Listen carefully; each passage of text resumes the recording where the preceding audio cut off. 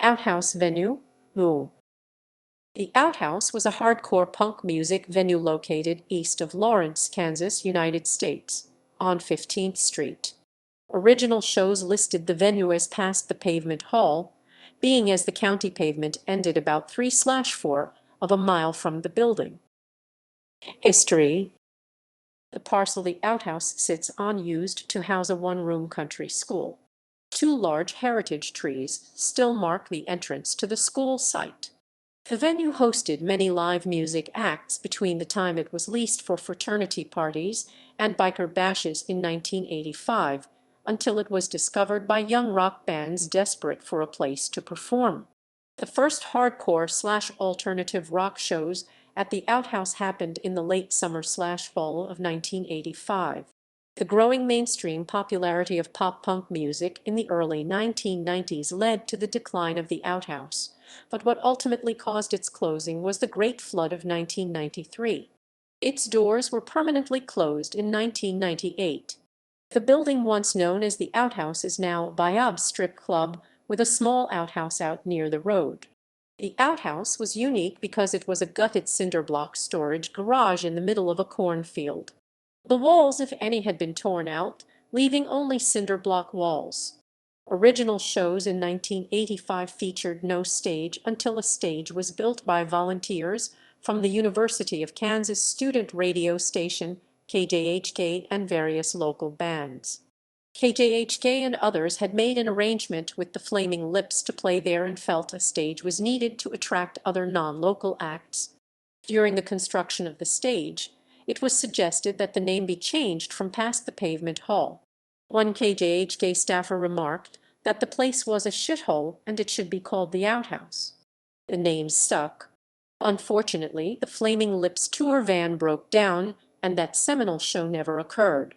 In the April 1986 issue of Spin, KJHK was recognized for excellence in supporting a local music scene for their work in bringing many national acts to the Outhouse and other Lawrence, Kansas music venues. It was a vibrant time for alternative live music in the Midwest.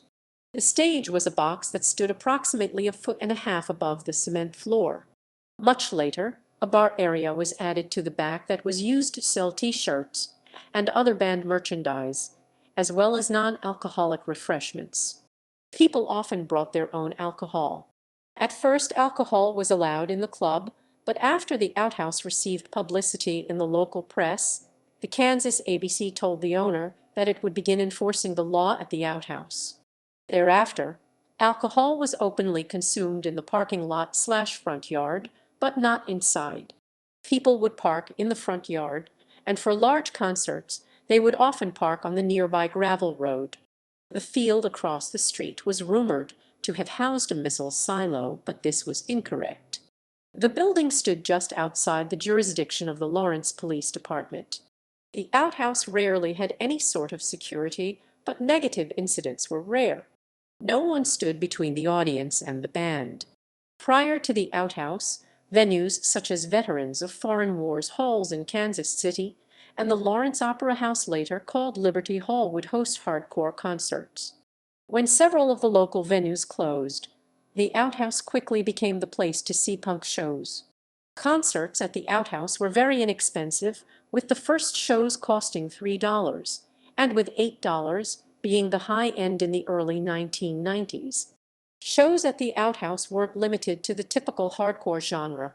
There were ska, alternative, thrash metal, oi, and other types of underground genres. People would come from as far as Topeka, Kansas, Kansas City, and sometimes further. And with the University of Kansas nearby, there was no shortage of patrons. Notable performers. Flyers. The outhouse promoters had few options to advertise concerts. The University of Kansas's KJHK radio was instrumental in promoting outhouse shows. In Kansas City, the local public radio station, 90.1 KKFI, had a 2-hour hardcore/alternative show called The Little Orphan Annie Show, which went through several hosts and names that would often announce concerts. The concerts were also sometimes announced in the local alternative newspaper, The Pitch. The most common promotion technique was plastering flyers in Lawrence and in areas like the Westport neighborhood of the Kansas City metropolitan area.